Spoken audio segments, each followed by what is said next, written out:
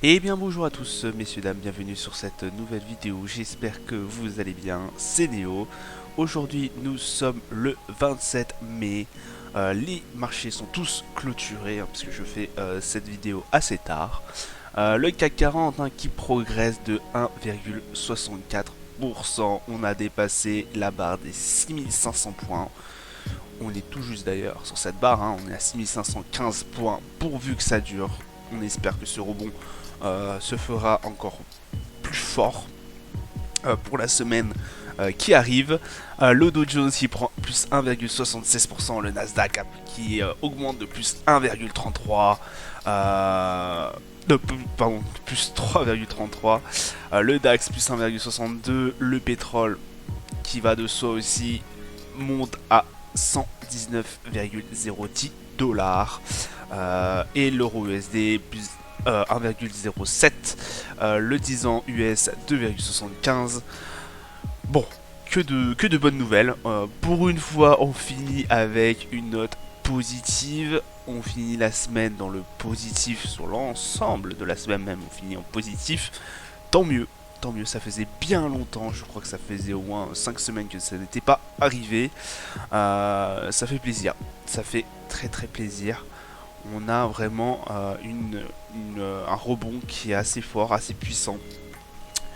Notamment basé sur des valeurs de fonds qui sont bon, au niveau des États-Unis, hein, comme vous pouvez le voir. Euh, les États-Unis pensent que l'inflation a atteint son pic, hein, qu'ils espèrent euh, que du coup maintenant l'économie va repartir de plus belle. Il faut s'en méfier, messieurs dames.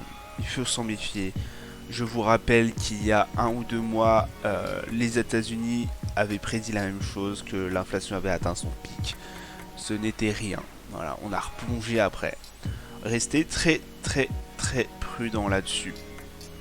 Voilà, donc du côté des indices, ça s'est très très bien maintenu. Moi j'avais peur un peu au niveau de la fin de la semaine que justement, hop, pardon, que le revenu personnel et les dépenses personnelles mensuelles allaient faire plonger, allaient faire rebasculer les indices dans le rouge pour la fin de la semaine. Ça n'en était rien, ça n'en est rien.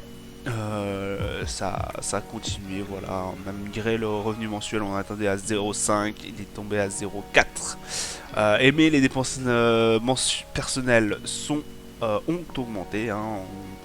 On attendait à 0,7 et il parut 0,9%. Donc, bon, au vu de ces valeurs, le marché a quand même poussé vers le haut durant durant toute la journée, hein, durant toute oui, la journée de trading. Donc c'est assez intéressant. On va passer tout de suite sur les marchés. Hein. J'ai pas grand chose à vous dire hormis ça. Ouais, à part que Maison du Monde, bah voilà, ça va pas très bien au niveau français. Hein. On l'a bien vu. Et que le pétrole est assez élevé. Alors, sur les marchés. Sur les marchés du coup, on va commencer par le gold. Le gold qui monte à 1853 points pips, pardon. Le Brent qui est à 118 dollars. Voilà, il a cassé la range par le haut et il est bien monté, bien monté. Peut-être si ça continue dans cette vibe, on reste quand même bon, voilà, entre les 114 et 100 dollars de range. Mais voilà, c'est possible qu'il les casse par le haut et qu'il arrive à 126 dollars. Au vu des dires des autorités chinoises d'ailleurs, je vais revenir là-dessus, les Chinois ont aussi dit qu'ils allaient mettre le boucher double pour que l'économie chinoise redevienne forte. Donc, bah, on déduit forcément que bah, ils voudront déconfiner à un moment donné, et que le déconfinement bah, du coup va permettre une hausse du dollar puisque beaucoup plus de personnes vont devoir se déplacer. Le Dow Jones qui a fait une belle hausse, hein, là vous pouvez le voir, hein, ça fait quelques séances quand même qu'il est dans le vert, tant mieux. On arrive sur la barre des 33 250, de 33 200 points et quelques.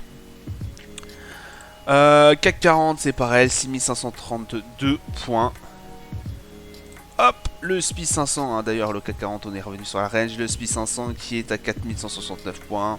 Le Nasdaq 3 séances d'affilée, hein, ça fait du bien parce que le Nasdaq est bien plongé. Il est à 12 714 points.